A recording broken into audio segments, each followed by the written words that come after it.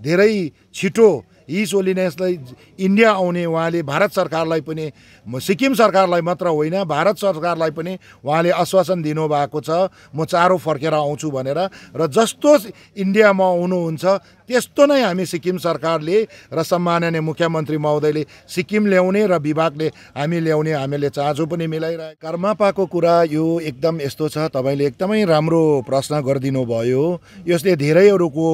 धेरैहरूले यो टिप्पणी गर्नेमा पनि सायद बन्नुहुन्छ होला जस्तो मलाई लाग्छ। कर्मापाको लागि सिक्किम क्रान्तिकारी मोर्चा पार्टीले सिक्किम विधानसभामा तपाईँलाई पुरा याद छ, हामी विधायक हुँदाखेरि हामीले पहिलोचोटि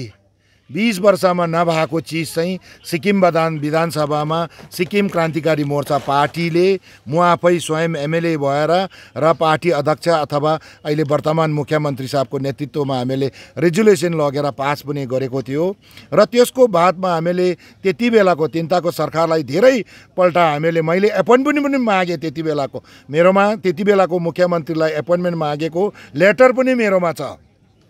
म यङ केटा हो, म राजनीतिमा आएँ र यो कर्मापाको इस्युमा मलाई एडभाइस गरिदिनुहोस् भनेर मैले एपोइन्टमेन्ट माग्दा मैले एपोइन्टमेन्ट पनि पाइनँ। त्यहाँदेखि मैले तुरन्त भारत सरकारमा गएँ, यहाँ हुँदैन भनेर मैले देशको state home minister Kiren Rijiju उहाँ नर्थ इस्टको हुनुले गर्दा मैले उहाँकोमा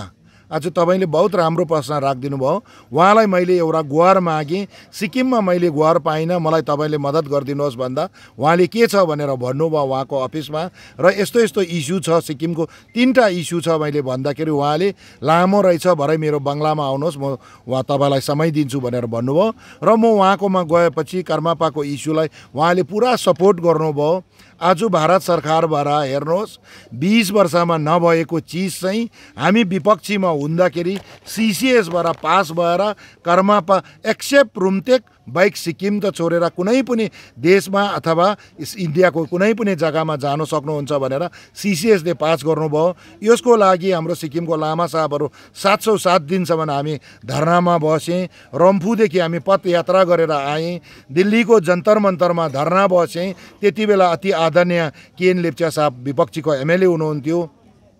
उहाँ पनि सिक्किमेलाई साथ दिनुको लागि त्यो इस्युलाई साथ दिनुको लागि दिल्लीमा ट्रेनमा चढेर आउनु भएको थियो भने वर्तमान मुख्यमन्त्री पीएस गोले साहब पनि त्यति बेला उहाँ दुईजना ट्रेनमा चढेर हामीलाई त्यो समर्थन दिनु आउनु भएको थियो। त्यसको बादमा पनि हामीले दुईपल्ट जन्तर मन्तरमा र बिजेपी अफिसमा गएर पनि हामीले गुहार माग्दाखेरि र त्यति बेलाको सरकारले हिज होलिनेस जब सिसिएसले पास गरेपछि 2017मा त्यति बेलाको गभर्मेन्टले इमिडिएटली उहाँलाई सिक्किममा स्वीकारेको भए चाहिँ त्यति बेला 3 महिना थियो र उहाँ आउनु पनि हुने थियो र सिसिएसले पास गरेर पनि त्यति बेलाको सरकारले सिक्किममा कुनै पनि उहाँलाई इन्भिटेसन नदिनुले गर्दा उहाँ विदेशमा जानुभयो र अहिले उहाँ अमेरिका अथवा जर्मनमा हुनुहुन्छ। हिजो अस्ति भर्खरै पनि 21 तारिक हिजो अस्तिको दिन नोभेम्बर 21 तारिकको दिन म र सिक्किमको लामा साहबहरू 3टा गुम्बाको फदोङ गुम्बा, रालाङ गुम्बा र रुम्तेक गुम्बा र छर्बु लाप्राङ र धर्म विभागको सेक्रेटरी साहब र नर्थको हाम्रो जिल्ला अध्यक्ष र नर्थको हाम्रो पार्टीको कार्यकर्ताहरू हामी डेलिगेसन गएको थियो। सम्माननीय मुख्यमन्त्री महोदयले डेलिगेसन पठाएर हामी दिल्लीमा गएर त्यसको चाँजो मिलाइरहेको छु र अब उहाँले हामीलाई चिठी पनि पठाउनु भएको छ र उहाँको बर्थडेमा पनि भन्नुभएको छ म सिक्किममा अहिले एकदमै राम्रो भएको रहेछ, सिक्किम सरकारले पनि बहुत राम्रो काम गर्दो रहेछ, अब मेरो फर्केर आउने मलाई पुरा चासो छ, म चाँडोभन्दा चाँडो फर्केर आउँछु भनेर चाहिँ त्यसरी उहाँले मलाई लेटरमा पनि लेख्नु भएको छ। त्यो लेटर देख्दाखेरि म दिल्लीबाट फर्केर आउँदाखेरि अति आदरणीय सिक्किमको लामा साहबहरू